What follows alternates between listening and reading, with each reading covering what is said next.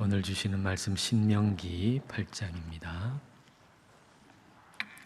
신명기 8장 1절부터 20절 우리 한 절씩 읽겠습니다. 내가 오늘 명하는 모든 명령을 너희는 지켜 행하라. 그리하면 너희가 살고 번성하고 여호와께서 너희의 조상들에게 맹세하신 땅에 들어가서 그것을 차지하리라.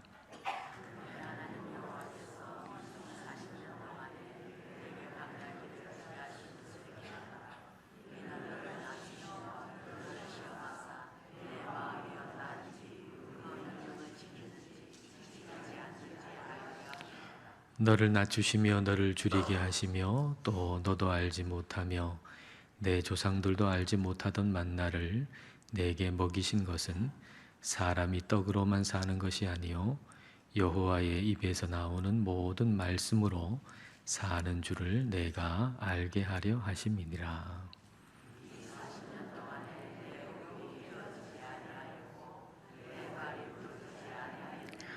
너는 사람이 그 아들을 징계함 같이 내 하나님 여호와께서 너를 징계하시는 줄 마음에 생각하고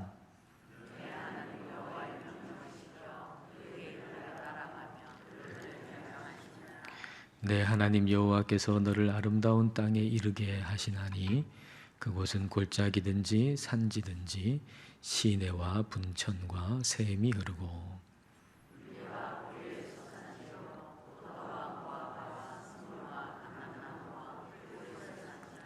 내가 먹을 것에 모자람이 없고 내게 아무 부족함이 없는 땅이며 그 땅의 돌은 철이요 산에서는 동을 캘 것이라.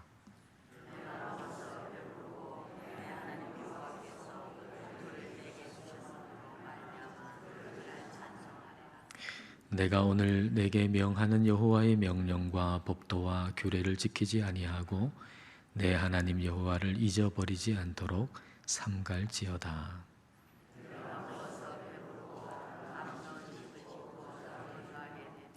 또 내 소와 양이 번성하며 내 은금이 증식되며 내 소유가 다 풍부하게 될 때에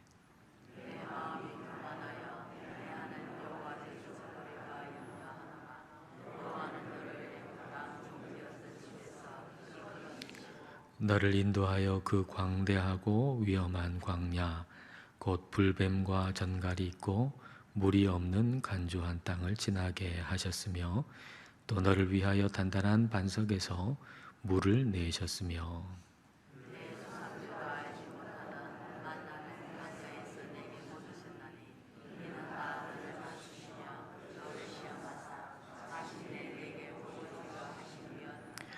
그러나 내가 마음에 이르기를 내 능력과 내 손의 힘으로 내가 이 재물을 얻었다 말할 것이라.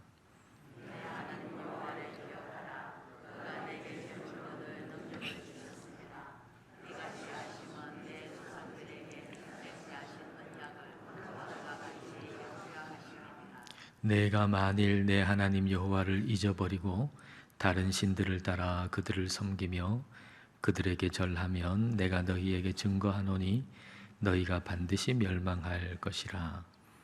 여호와께서 너희 앞에서 멸망시키신 민족들 같이 너희도 멸망하리니 이는 너희가 너희의 하나님 여호와의 소리를 청종하지 아니함이니라.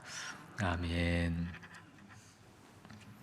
하나님께서는 우리를 광야길로 인도하십니다.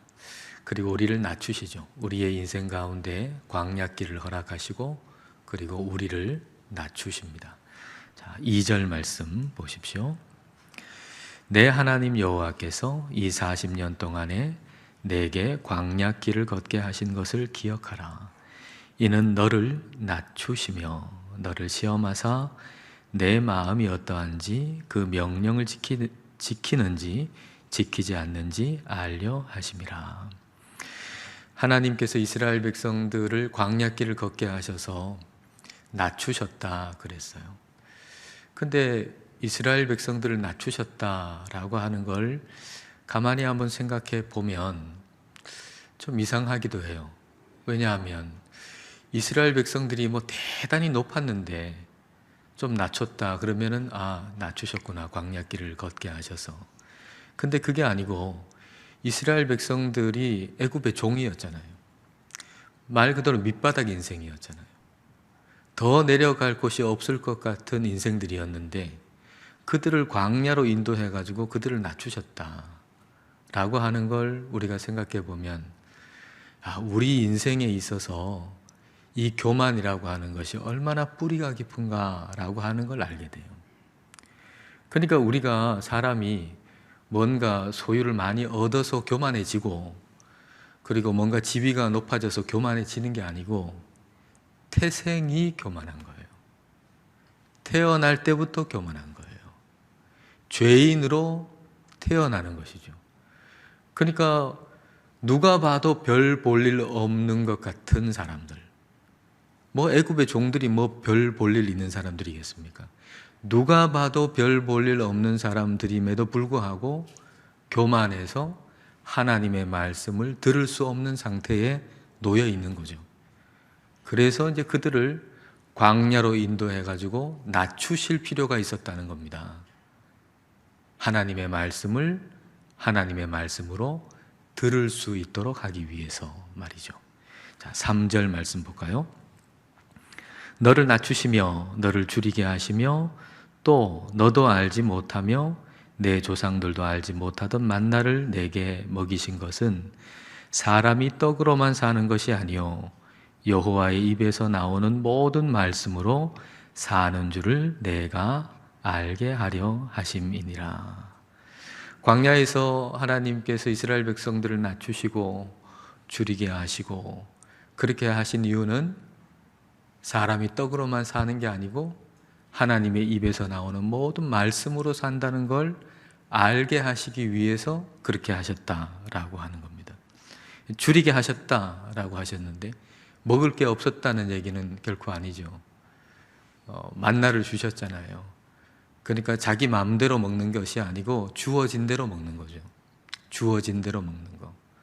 만나라고 하는 거, 출애굽기에 이 만나에 대한 기사를 보면은 만나는 아무 때나 내가 원하는 때에 가가지고 얻을 수 있는 게 아니고 아침에 얻을 수 있었어요. 이제 햇빛 나고 해가 쨍쨍 비치면 다 없어지죠. 그러니까 정해진 때에 가야 돼요. 정해진 시간에, 아침 시간에 가서 거두어야 돼요. 그리고 하루 분량을 거두잖아요. 하루 분량을. 욕심내가지고 이틀치 거두면은 그 벌레 생기고 냄새 났잖아요. 안식일 전에는 근데 이틀치, 안식일에는 없어요. 근데 또 욕심내가지고 안식일에 또 뭐 얻을 수 있을까 해가지고 안식일에 나가보면은 헛수고만 하고 돌아오는 것이죠. 그러니까 만나라고 하는 것은 철저히 하나님 말씀을 생각나게 해주는 음식인 거죠. 하나님은 이스라엘 백성들에게 만나를 먹이시고 또 낮추시고 깨닫게 해주시는 겁니다. 사람이 떡으로만 사는 게 아니구나. 하나님 말씀으로 사는구나. 이걸 깨닫게 해주시는 거예요. 그래서 이스라엘 백성들이 이제 그 광야에 있는 그 이유는 하나님의 말씀을 귀 기울여 들을 수 있도록 하기 위해서 그렇게 두신 거죠. 이게 광야의 목적인 거죠. 그러니까 우리 인생의 광야에 하나님께서 두시는 이유도 마찬가지입니다. 그러니까 광야를 빨리 벗어나기보다는 그 광야의 목적에 합한 삶을 사는 것이 중요하겠죠. 하나님의 말씀을 귀하게 여길 줄 아는 훈련, 그 훈련이 광야에서 있어야 합니다. 주님 말씀 더 귀하게 여기기 위해 힘을 써야 되는 거죠. 말씀을 떡보다 더 귀하게 여기는 그런 마음, 그런 훈련을 잘 받아야 됩니다. 광야가 아니면 어디서 그런 훈련 받겠습니까? 인생의 광야가 아니면 우리가 어떻게 그런 훈련을 받겠습니까? 우리는 떡을 더 중요하게 여기잖아요. 우리가 가지고 있는 소유, 우리가 가지고 있는 힘, 이걸 하나님 말씀보다 더 중요하게 여기잖아요. 근데 그렇게 소유가 많고 뭐 내가 가진 힘이 있고 이럴 때는 하나님의 말씀이 전혀 전혀 힘이 없는 것처럼 보여가지고 저 뒷전해 준단 말이죠. 우리는 내가 가진 소유도 있고 힘도 있고 내가 붙잡을 게 있어요. 그럴 때는 하나님의 말씀은 별로 내 삶에 힘을 발휘하는 것 같지 않아서 저 뒷전에 뒀다가 그런 것들이 사라지고 나면, 다시 말하면 인생의 광야를 경험하게 되면 그때 비로소 하나님의 말씀이 대단히 힘이 있구나라고 하는 사실을 그때 비로소 깨닫는다 말이죠. 열왕기하 6장에 이걸 아주 압축적으로 함축해 놓은 이야기가 있어요. 엘리사를 따르는 그 선지자의 제자들이 있었잖아요. 근데 그 선지자의 제자들이 막 부흥을 했어요. 사람들이 많아져가지고 그들이 있을 처소가 부족하게 됐죠. 그래서 처소를 좀 넓힐 필요가 있었습니다. 그래서 공사를 하죠. 건축을 합니다. 근데 어떤 한 제자는 쇠도끼를 하나 빌려오죠. 그 쇠도끼를 가지고 열심히 나무를 베고 이제 일을 하는데, 근데 그 쇠도끼로 일을 하다가 그게 물에 빠졌단 말이에요. 그러니까 얼마나 이게 놀랐겠어요. 그래서 이건 빌려온 겁니다, 큰일 났다 하고 막 이렇게 소리를 지르죠. 그러니까 엘리사가 나뭇가지 하나 딱 꺾어가지고 그거 도끼가 빠진 그 지점의 물에 위에 탁 던지니까 가라앉았던 그 도끼가, 쇠도끼가 이렇게 올라와서 손을 뻗어서 그 쇠도끼를 다시 찾게 됐다라고 하는 내용입니다. 자, 이 얘기에는 두 가지 예상하지 못한 일이 있죠. 두 가지 예상하지 못한 일. 하나는 뭡니까? 쇠도끼만 있으면 모든 일을 빨리 효율적으로 잘 할 수 있을 거라고 예상했는데 그 예상이 벗어났죠. 자, 이 쇠도끼만 있으면 우리는 오늘 일을 한 이틀이면 끝낼 수 있어, 뭐 이렇게 생각했는데 오히려 자기 예상과는 달리 그 쇠도끼가 물에 빠짐으로 말미암아서 생각했던 대로 일이 되는 게 아니고 오히려 그 쇠도끼 때문에 눈물 흘리고 소리치고 그런 일이 발생했다는 거죠. 또 하나 예상하지 못한 일은 또 뭡니까? 나뭇가지 조그만 거 하나, 그게 뭐가 힘이 있겠어요? 나뭇가지 하나 아무 힘도 없다고 생각하는 거였는데 그 힘이 없다고 생각하는 나뭇가지가 자기보다 엄청나게 더 무거운 쇠도끼를 끌어올리는 엄청난 힘을 발휘했다는 거예요. 이거는 아무 힘도 없어 라고 생각했던 그게 엄청난 힘을 발휘하는 예상 밖의 일이 일어난 거죠. 근데 하나님 말씀은 이 나뭇가지 같다는 거예요. 이 나뭇가지 같아요. 우리 손에 쇠도끼가 있을 때에는 그 힘을 알지 못해요. 내 손에 쇠도끼가 쥐어져 있는 이상 그 나뭇가지의 힘, 다시 말하면 하나님 말씀의 힘, 이걸 우리가 제대로 깨닫지 못한다는 거예요. 우리의 인생에는 여러 종류의 도끼들이 있잖아요. 여러분 손에는 어떤 도끼가 지금 쥐어져 있습니까? 돈 도끼도 있잖아요. 돈 도끼. 이 돈 도끼만 있으면 뭐든지 할 수 있다고 생각이 들죠. 그리고 지위 도끼도 있잖아요. 어떤 지위에만 오르면은 내가 뭐든지 할 수 있다라고 생각하는 그런 지위 도끼도 우리에게 있어요. 그런데 이런 도끼들이 물에 빠진 다음에야 비로소 우리는 이게 아무것도 아니구나라는 사실을 알게 되는 거예요. 내 손에 쥐어 있을 때 이것 가지고 모든 걸 다 할 수 있다고 생각했는데 그게 물에 딱 빠뜨려졌어요. 내 손에서 벗어났어요. 그 순간에 오히려 그것 의지하면서 모든 걸 할 수 있다고 생각했는데 오히려 그것 때문에 한탄하고 그것 때문에 탄식하죠. 돈 도끼 빠뜨려가지고 돈 때문에 탄식하고, 지위 도끼 딱 쥐고 내가 이 지위가 있으니까 다 될 거라고 생각했는데 그거 잃어버리고 나서 그거 탄식하고, 그게 인생이란 말이에요. 근데 이때 예상하지 못한 일이 벌어진다는 거죠. 내 손에 쥐고 있던 도끼가 빠져나갔을 때, 더 이상 없을 때, 말하자면 그것은 인생의 광야라고 할 수 있을 텐데 그때 예상하지 못한 일이 발생하죠. 그동안에는 저 나뭇가지가 뭘 하겠어 라고 생각했죠. 하나님의 말씀이 뭘 하겠냐고. 내 손에 있는 돈 도끼를 믿는 게 낫지, 내 손에 있는 지위 도끼를 믿는 게 낫지, 하나님의 말씀이 뭘 하겠냐고 생각했는데 인생의 광야를 겪으면서 하나님의 말씀이 얼마나 힘이 있고 얼마나 위로가 되고 얼마나 능력이 있는가를 비로소 깨닫게 된다라고 하는 거죠. 말씀이 쇠도끼보다 더 강하다. 말씀이 내 손에 쥐고 있는 거 이거보다 더 강하구나 라고 하는 걸 비로소 깨닫게 되는 거예요. 그전에는 이 세상 것 의지하느라고, 내 손에 쥐어져 있는 도끼 의지하느라고 하나님 말씀의 힘을 몰랐는데, 그게 없어지는 광야를 통해서 비로소 하나님의 말씀으로 사는구나, 우리 인생은 떡으로만 사는 게 아니고 하나님 말씀으로 사는구나 라고 하는 걸 비로소 깨닫게 되는 거죠. 쇠도끼가 물에 빠진 것은 배울 게 있기 때문에 그런 거예요. 우리 인생이 광야에 있는 것은 광야에서 배울 것이 있기 때문이에요.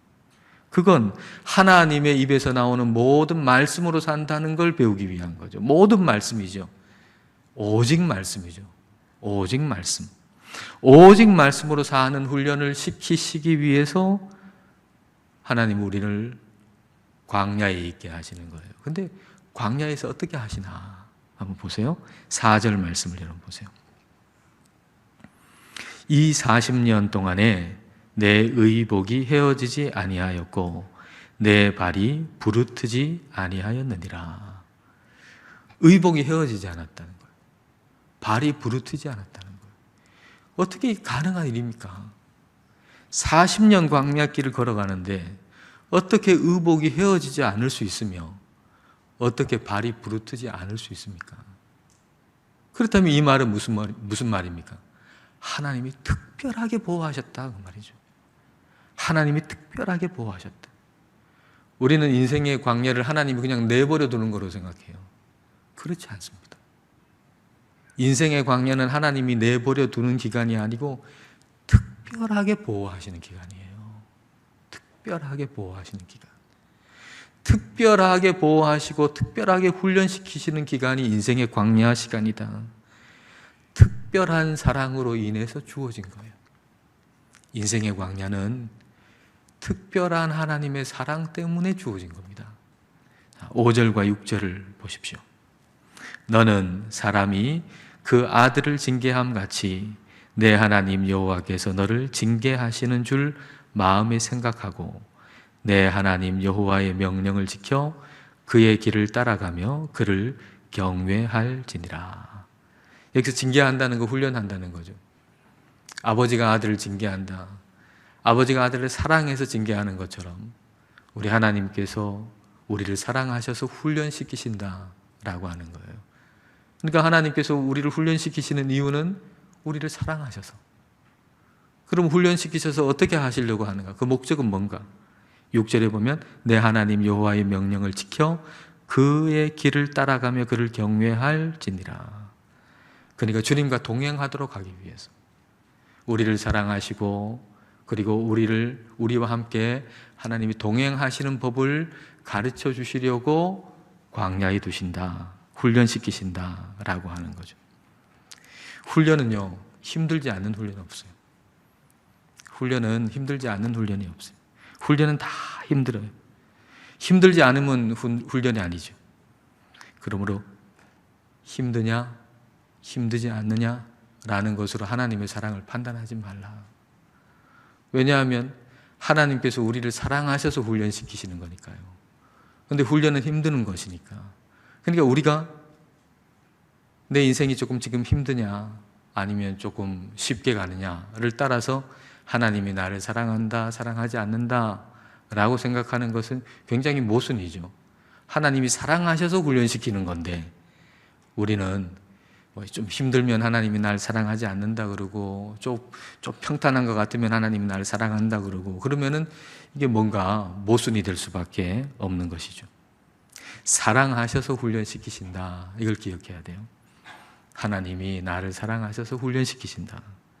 하나님은 우리를 훈련시키셔가지고 주님과 함께 동행할 수 있게 해주시는 겁니다. 동행할 수 있도록. 우리를 고생시키는 게 우리 하나님 목적이 아니에요. 우리를 고생시키는 게 우리 하나님 목적이 아니에요. 광야 그 자체가 목적이 아니라는 거죠. 광야에 두시려고 광야로 부르시는 게 아니죠. 광야 그 자체가 목적이 아니에요. 하나님은 우리가 풍성하기를 원하시고 물질적으로도 하나님 우리가 풍부하기를 원하세요. 7절부터 10절까지 한번 한 절씩 읽어봤으면 좋겠는데요. 한 절씩 한번 읽어보겠습니다. 내 하나님 여호와께서 너를 아름다운 땅에 이르게 하시나니 그곳은 골짜기든지 산지든지 시내와 분천과 샘이 흐르고,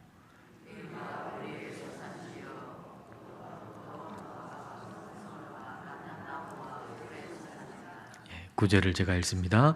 내가 먹을 것에 모자람이 없고 내게 아무 부족함이 없는 땅이며 그 땅의 돌은 철이요 산에서는 동을 갤 것이라.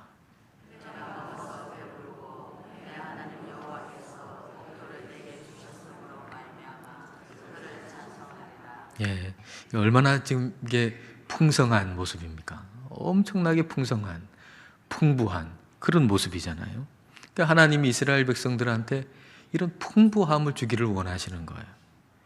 광야에서 이스라엘 백성들에게 사람이 떡으로만 사는 게 아니고 하나님의 입에서 나오는 모든 말씀으로 산다라고 하는 걸 가르치시고 훈련시키신 다음에 풍성함에 이르게 하신 거죠. 근데 중요한 것은 하나님의 백성들이 이 풍성함 가운데서 하나님 말씀을 잊어버려서는 안 된다라는 거예요. 이 풍성함 가운데서 하나님 말씀 잊어버려서는 안 된다. 근데 모세가 지금 가장 염려하는 부분이 바로 이겁니다. 하나님은 광야에서 이들을 훈련시키셔가지고 풍성함으로 지금 이끌어 가시려고 하시는데 그 풍성함 속에서 하나님 말씀 잊어버릴까? 하나님 잊어버릴까?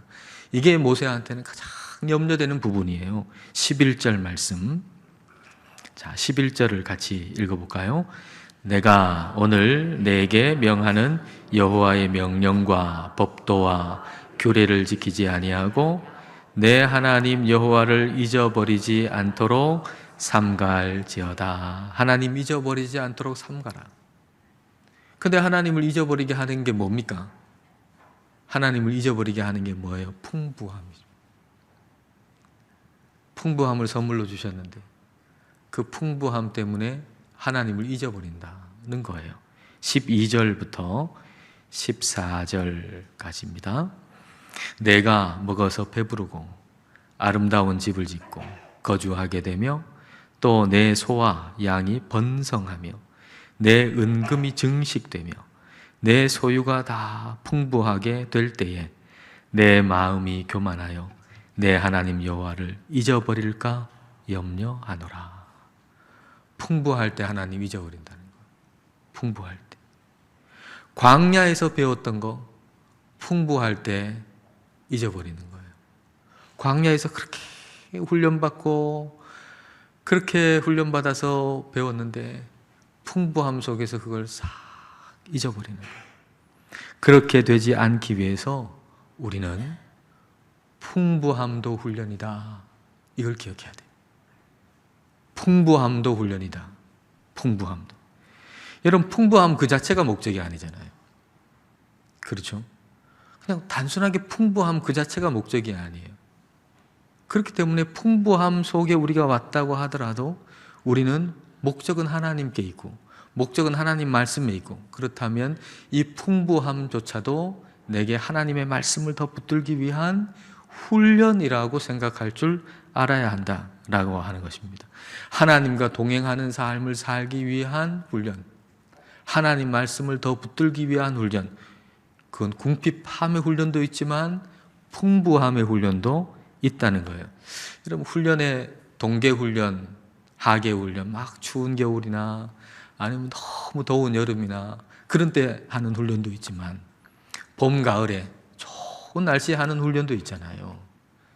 그렇게 보면 궁핍함의 훈련이나 또는 광야의 훈련이라고 하는 것은 추운 겨울, 더운 여름에 하는 훈련이라면 풍부함의 훈련은 좋은 가을날 또는 좋은 봄날 하는 훈련이다.